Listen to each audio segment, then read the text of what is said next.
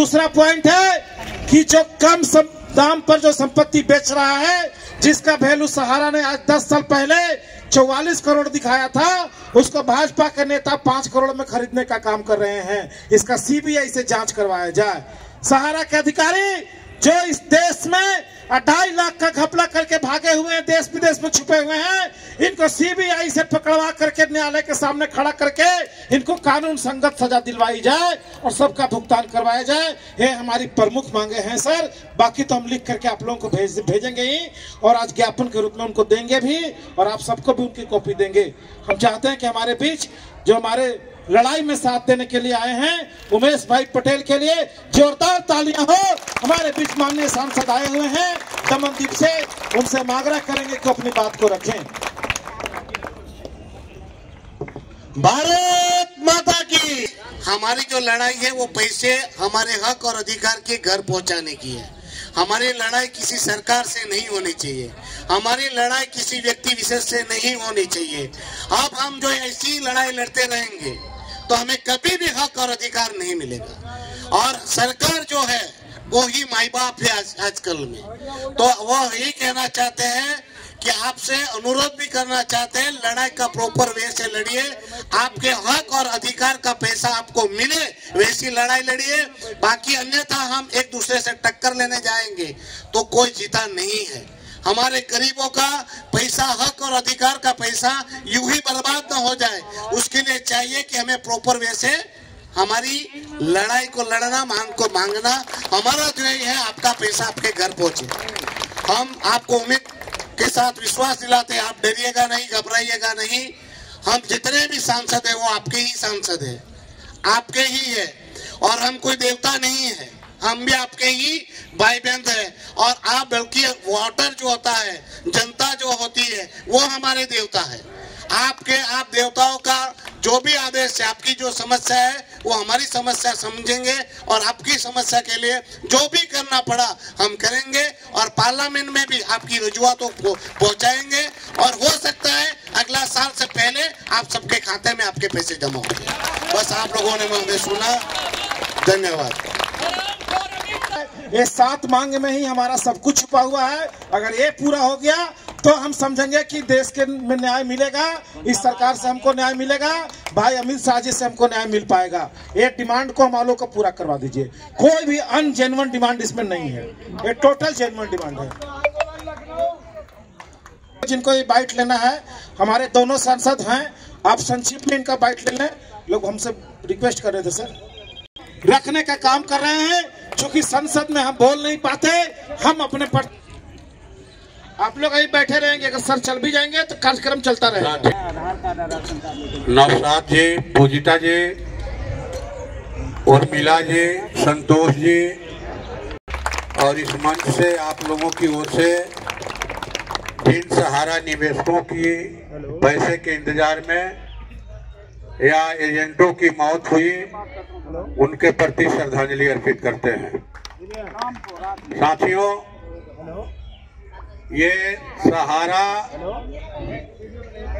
जो है, सहारा का भरोसा देकर कि ये गरीबों का सहारा है, गरीबों को सहारा देने के लिए उनकी बेटा बेटियों की शादी, बाल बच्चों की पढ़ाई, संकट के समय काम आने के लिए उनसे छोटे छोटे निवेश करवा रहा है, और जरूरत के समय एक बड़ा जो है रकम उनको देगा।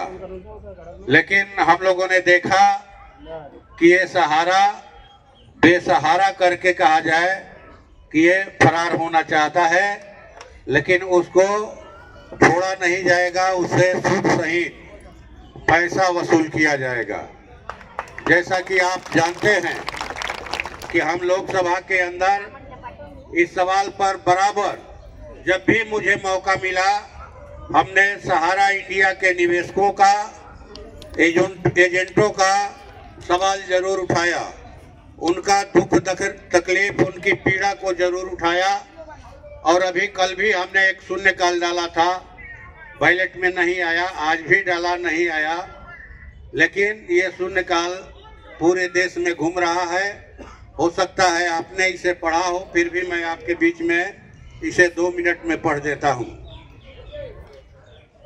सहारा रिफंड पोर्टल पर लगभग 1 लाख करोड़ रुपए का क्लेम सहारा के जमाकर्ताओं ने किया है, जो ब्याज समेत लगभग 2.5 लाख करोड़ होता है। सहारा इंडिया की वैली, मुंबई की वर्सोवा की जमीन समेत सहारा की सभी संपत्तियों की कीमत लाखों करोड़ में है।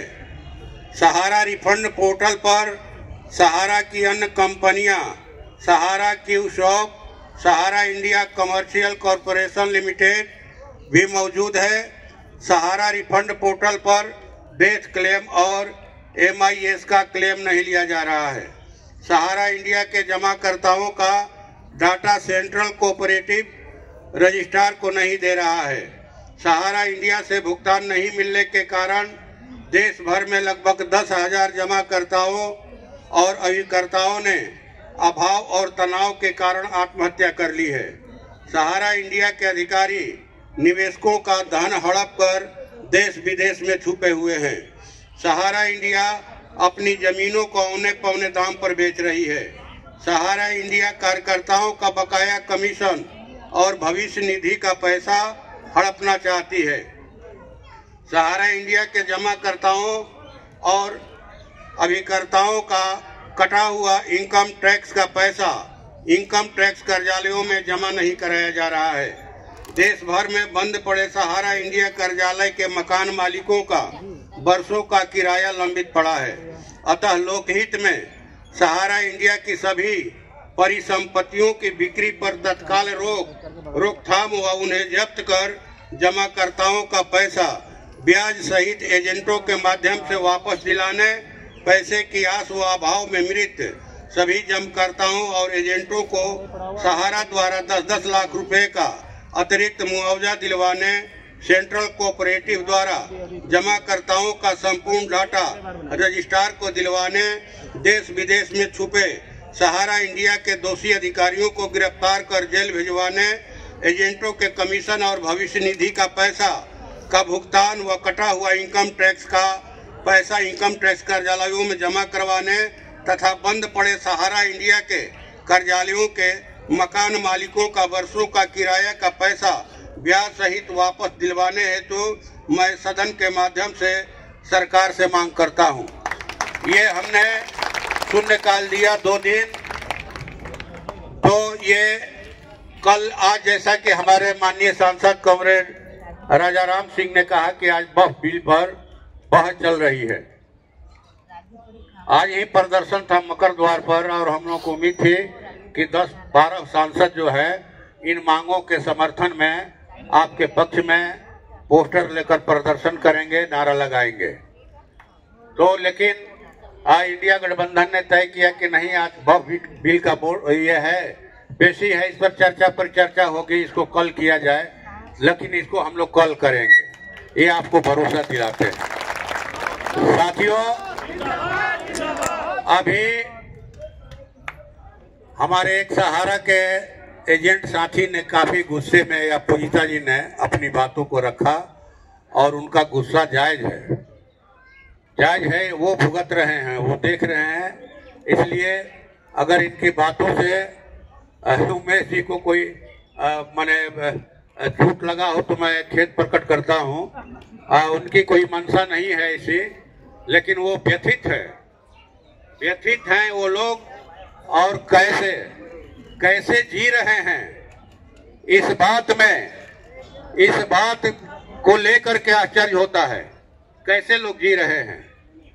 सहारा इंडिया ने पैसा ही नहीं छीना, पैसा ही वो हड़पना नहीं चाहती है, बल्कि लाखों करोड़ों लोगों का उसने सुकून छीन लिया, शांति छीन लिया। हम 2 रोटी ही कमा कर लाते हैं, घर में शांति से बैठकर खाते हैं। दिन भर काम करने के बाद शाम को घर में लौटकर हर कोई चाहता है कि हम शांति से बच्चे के साथ बात करें, हम टीवी देखें, हम खाना खाकर सो जाएं। सुबह हो तो हम अखबार पढ़ते हुए एक कप चाय पिए, लेकिन सहारा के जो निवेशक हैं वो तो जानते हैं कि भाई हम एजेंट के मार्फत पैसा दिए हैं, एजेंट के घर धमक जाते हैं। इसी तनाव में, अभाव में कितने लोगों की मौत हो गई। तो ये सुकून सबसे, पैसा से बड़ा चीज है, पैसा से बड़ा सुकून है। इसलिए इस सुकून की वापसी के लिए मैं आपको भरोसा दिलाता हूं कि हम ही नहीं बल्कि हमारे जितने सांसद हैं लोकसभा में, उनमें से ज्यादा सांसदों को आपके पक्ष में उतारकर आपकी आवाज को मजबूत ढंग से लोकसभा के अंदर और बाहर भी उठाने का काम करूंगा। और मैं जरूर ये कह सकता हूं कि परिवर्तन हो रहा है, परिवर्तन हो रहा है। आप ही जैसे साथियों ने हमको 10 रुपया 20 रुपया चंदा दे करके जिता के भेजा है। मैं कोई अमीर घर का आदमी नहीं हूँ, खेत बेचकर हम लोग चुनाव नहीं लड़े। आप ही जैसे साथियों ने हमको भेजा है और इसी काम के लिए भेजा है। हम हर सवाल को उठा रहे हैं। सहारा भी देश का बड़ा सवाल है, भूमिहीनों का सवाल उठा रहे हैं हम लोग कि भाई जो करोड़ों एकड़ जमीन जो सीलिंग से फाजुल है, सरकारी जमीन है, बड़े बड़े भूमि माफिया और भूस्वामी उसको राइफल बंदूक के बल पर कब्जा करके रखे हैं। आप देश में भूमि सुधार आयोग का गठन कीजिए और जो लोग भी जमीन के अभाव में समुद्र के किनारे रह रहे हैं, आहर पोखर के पिंड पर रह रहे हैं, उनको आप जमीन दीजिए, उनको पक्का मकान दीजिए। आज ऑनलाइन व्यापार के कारण जो है छोटे मझोले जो व्यवसायी हैं, फुटपाथी दुकानदार हैं, उनकी दुकानदारी बुरी तरह से प्रभावित हुई है। जो चट्टी बाजारों पर दुकान खोलकर बैठे हैं, नगरों महानगरों में ऑनलाइन व्यापार हो रहा की जो रोजी रोटी चलती है, ये सवाल भी उठाया कि आप व्यवसायिक आयोग का गठन करके देश के व्यापार को पटरी पर लाइए और ऑनलाइन व्यापार को कंट्रोल कीजिए। हमने रेलवे का सवाल उठाया, जो लोग माने भेड़ बकरी की तरह ठूस कर आते हैं, हर सवाल पर हम लोग वहां लड़ रहे हैं। जो स्कीम वर्कर्स हैं, चाहे वो आंगनबाड़ी सेविकाएं हों, चाहे वो आशा कर्मी हों, सब लोगों का सवाल आज लोकसभा के अंदर गूंज रहा है। तो ये हम लोग उठा रहे हैं। हमारा जो काम है वो क्यों नहीं सुन रहे हैं हमारी बात? इसलिए कि हम असंगठित हैं, हम बिखरे हुए हैं, हम बिखरे हुए हैं। 13 करोड़ का निवेशक है, 13 करोड़। 1% आबादी अगर दिल्ली में जुट जाए 13 लाख, तो इनकी ईंट से ईंट बजा दिया जाएगा, पैसा देना होगा। इसका मतलब ये नहीं है कि हम लोग कम जुटे हैं। आपने साहस किया यहाँ लोकसभा के सामने धरना देने का, यही सबसे बड़ा जीत है, यही बड़ा जीत है। हर साल 2 करोड़ रोजगार देंगे, सरकारी नौकरी देंगे, 15 लाख रुपया देंगे खाता में। आज वो तो बात का दूर है, जो पॉकेट में है वो भी खींच रहे हैं। जो खून पसीने का पैसा है उसको भी ये कैसे बना करके जो है कोई कानून हर किसी के घर में जो भी है, नोटबंदी किया, नोटबंदी की, इससे आतंकवाद रुके। में कोरोना काल में हम लोगों ने देखा भगदड़ में, लॉकडाउन के समय भगदड़, लोग भूख से मौत से लड़ते हुए अपने अपने घरों को जा रहे थे। इस सरकार ने कोई व्यवस्था नहीं किया। एनआरसी सीएए के समय भगदड़ देखा हमने। अब फिर ये जो है पफ बिल के नाम पर ये भगदड़ माने बनाना चाहते हैं। तो इसलिए इस भगदड़ की सरकार को भी खत्म करना चाहते हैं। और आगे का कार्यक्रम आप लोग राय ले लीजिएगा। मेरी राय है कि 25 मई को पटना के कृष्ण मेमोरियल हॉल में भारी जुटान कीजिए। बिहार और यूपी के एजेंट निवेशक को घर में मत रहने दीजिए, पैसा उनका है, वो घर में रहेंगे, कोई पैसा नहीं देगा, कहीं से पैसा नहीं मिलेगा जब तक वो आपके कंधा से कंधा मिला करके सड़कों पर लड़ने के लिए नहीं आएंगे। तो मेरा ये प्रस्ताव है कि जुटाइए और झारखंड में जिस तरह से इन लोगों को माने सबक सिखाया गया, उसी ढंग से बिहार में सबक सिखाया जाएगा। इसी अपील के साथ, उम्मीद के साथ अपनी बात समाप्त करता हूं। धन्यवाद। धन्यवाद।